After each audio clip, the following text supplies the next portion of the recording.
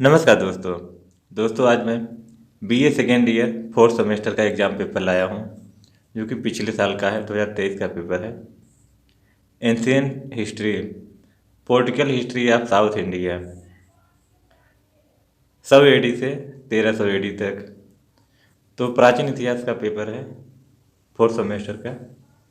समय 3 घंटे हैं, मैक्सिमम मार्क 75 नंबर का है। तो जैसे कि पूर्वांचल यूनिवर्सिटी का है, तो एशियन हिस्ट्री प्राचीन इतिहास का पेपर 7 मई को है।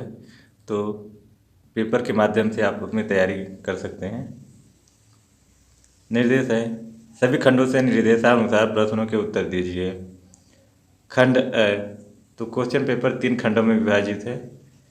खंड अ बस है, तो खंड अ से है अति लघु उत्तरी प्रश्न। तो अति लघु उत्तरी प्रश्न में 10 क्वेश्चन है। तो निर्देश है, इस प्रश्न के सभी भागों के उत्तर दीजिए। प्रत्येक भाग का उत्तर लगभग 50 शब्दों में दीजिए।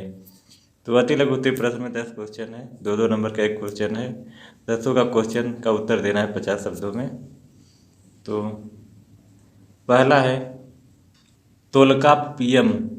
तोलकाप्पियम के बारे में 50 शब्दों में लिखना है। तो इसी प्रकार दूसरा है अग्रहार।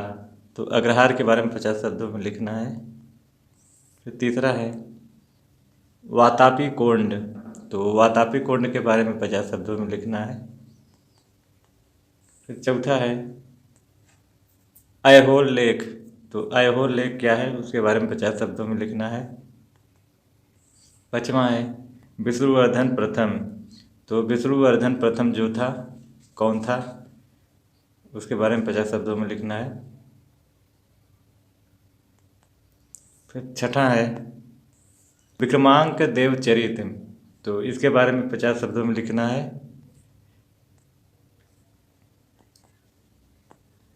सातवां है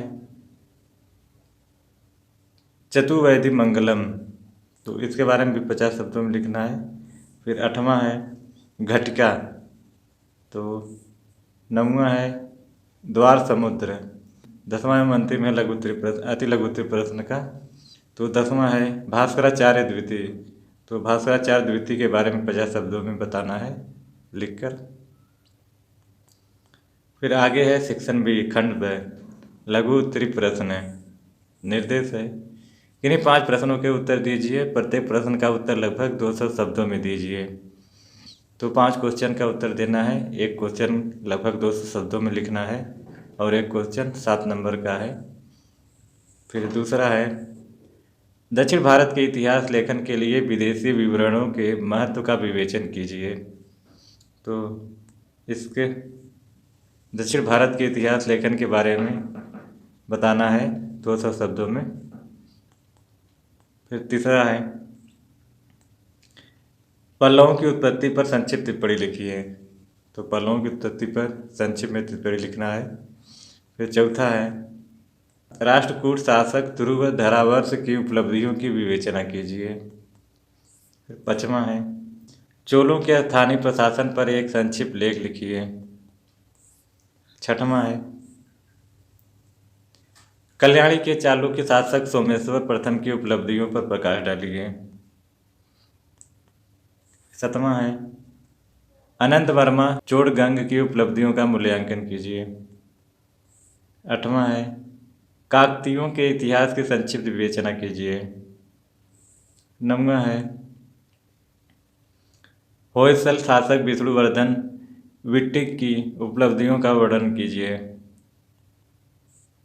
तो दोस्तों लघु उत्तरी प्रश्न में 8 क्वेश्चन थे कुल। तो 8 क्वेश्चन में से 5 क्वेश्चन करना है। तो जो आपको उचित लगे कर सकते हैं। खंड स है दीर्घ उत्तरी प्रश्न।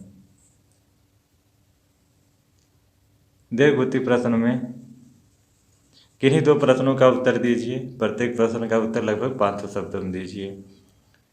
2 प्रश्नों का उत्तर देना है। एक क्वेश्चन 10 नंबर का है और 500 शब्दों में लिखना है। 10वां है राष्ट्रकूटों के शासन व्यवस्था पर प्रकाश डालिए। तो राष्ट्रकूटों के शासन व्यवस्था पर प्रकाश डालना है, 500 शब्दों में लिखना है। 11 है, राजराज प्रथम अपने वंश का महानतम शासक था, विवेचना कीजिए। 12 है, दक्षिण पूर्व एशिया में भारतीय संस्कृति के विस्तार एवं प्रभाव का मूल्यांकन कीजिए।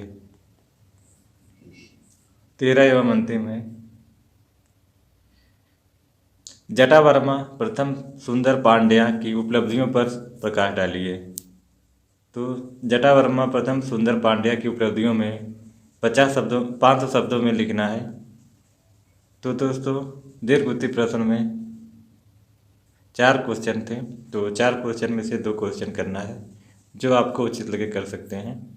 तो उम्मीद करते हैं आपको क्वेश्चन पेपर समझ में आया होगा। तो यही था BA second year 4th semester exam के लिए प्राचीन इतिहास का पेपर। तो फिर मिलेंगे अगले वीडियो में, तब तक के लिए नमस्कार।